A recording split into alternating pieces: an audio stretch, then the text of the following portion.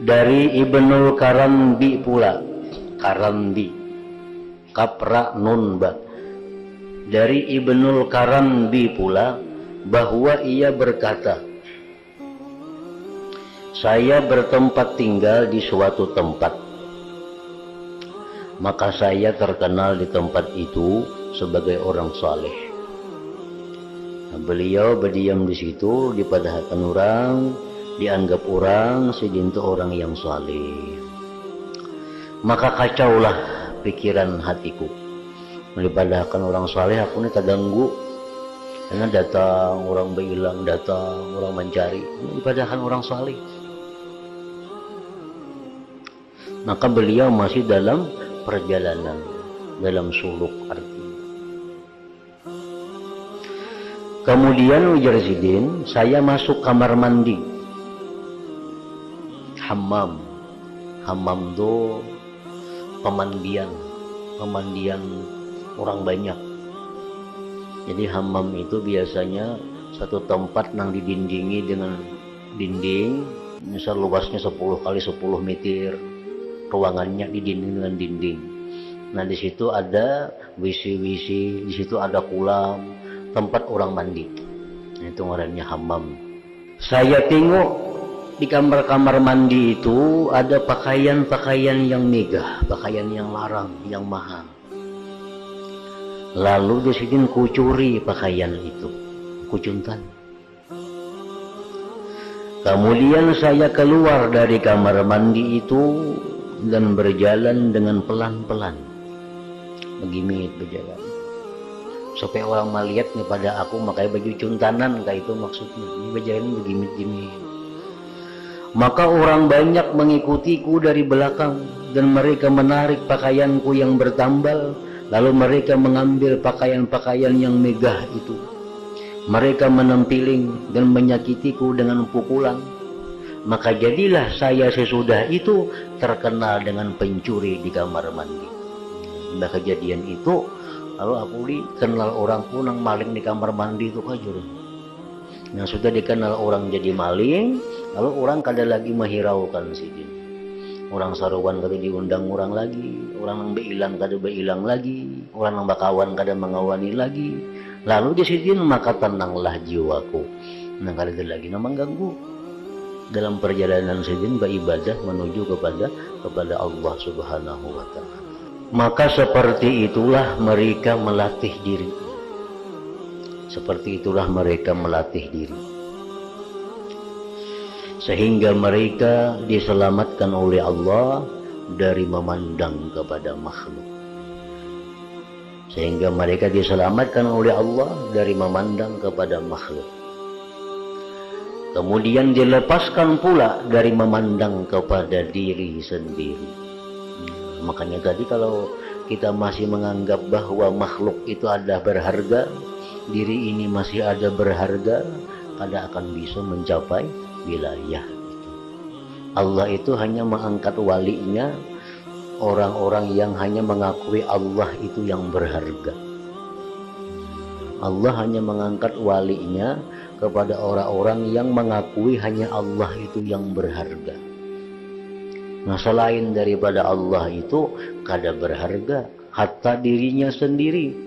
Nah bila itu kada berharga, lalu inya kada bergantung lagi lawan itu, kada berharap lagi lawan itu, kada minta puji lagi lawan itu.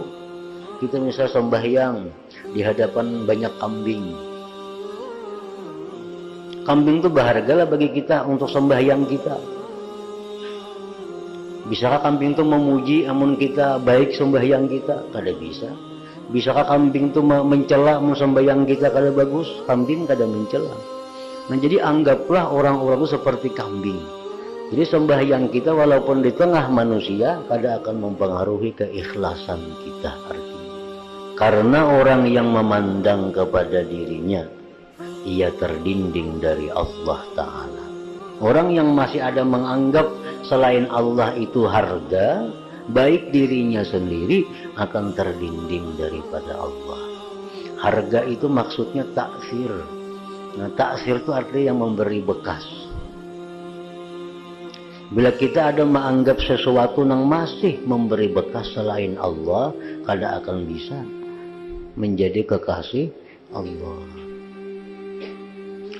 Dan kesibukannya untuk diberi sendiri itu, dan kesibukannya untuk diri sendiri itu adalah hijab baginya. Orang yang masih menganggap harga diri, nah itu hijab bagi dirinya kepada Allah. Maka sebagian manusia ini ada benar yang menganggap dirinya itu berharga. Sedikit-sedikit kesinggung, gimana aja harga diriku? Nah, kayak larang benar itu dirinya tuh. Kalau ada salah sedikit udah kesinggung aja. Itu berarti larang benar dirinya itu harganya. Allah kada ketujuh orang melarang diri itu. Maka tidak ada antara hati dan Allah itu penghalang yang jauh dan dinding yang menghalangi. Sebenarnya antara hati dengan Allah itu kada ada dinding yang menghalangi. Dan hanya saja jauhnya hati itu adalah sibuknya hati dengan selain Allah atau sibuknya hati dengan dirinya sendiri. Dan paling besar pendinding adalah kesibukan nafsu itu. Kadang-kadang orang bisa hartanya diganggu, ini kada jadi soal. Keluarganya diganggu, ini kada masalah kan. Tapi kadang-kadang kalau sudah dirinya diganggu, nah di situ ini merasa direndahkan harga dirinya. Nah, ini orang yang mesti dibuang. Memang manusia orang per orang itu kada sama. Yang mesti dibuangi dalam dirinya itu untuk menuju kewalian atau menuju ma'rifat itu. Penyakit manusia ini kada sama. Ada manusia yang tahan dihina. Tahan. Kalau sambat orang bungo ketawa aja kalau bapak. Sambat orang pasik kalau jadi masalah. Nah, ini manusia yang tahan dalam bidang harga diri. Tapi kalau urusan keluar duit setelah mati, nah ada juga yang itu. Ini sambat orang bungo kada bapak, kada tersinggung. Urusan jurang minta pengrokok, nah ini keberatan banget itu. Nah ini orang yang diobati artinya bukan perkara dikit, tapi bakhilnya itu yang diobati untuk menyampaikan dirinya kepada kewalian itu. Jadi itu tergantung bisa inya sendiri yang merasakan itu, bisa guru pembimbingnya yang mengarahkannya. Jadi guru ikam urusan berlatih menghinakan diri kam kada perlu, kam sudah bisa di situ menghinakan diri kam tahan aja sampai orang apa kada bapak. Tapi kam yang perlu diobati urusan harta. Nah kam melatih di situ. Mulai sedikit demi sedikit, nah, ikam bersedekah, sumbangkan harta ikam, keluarkan harta ikam, karena itu pendinding ikam. Oleh karena itulah telah diceritakan bahwa ada seorang laki-laki hadir yang tinggi kedudukannya dari orang-orang yang terpandang, dari penduduk negeri Bistam. Ia tidak pernah berpisah dari majelis Abu Yazid Al-Bistami atau Al-Bastami, membacanya Bistami atau Bastami, jangan Bustami. Jadi bi atau ba. Karena dalam beberapa kitab ada yang mendabitkan bi kasril ba, Bistami, ada yang bi fathil ba, Bastami. Abu Yazid Bastami atau Abu Yazid Bistami.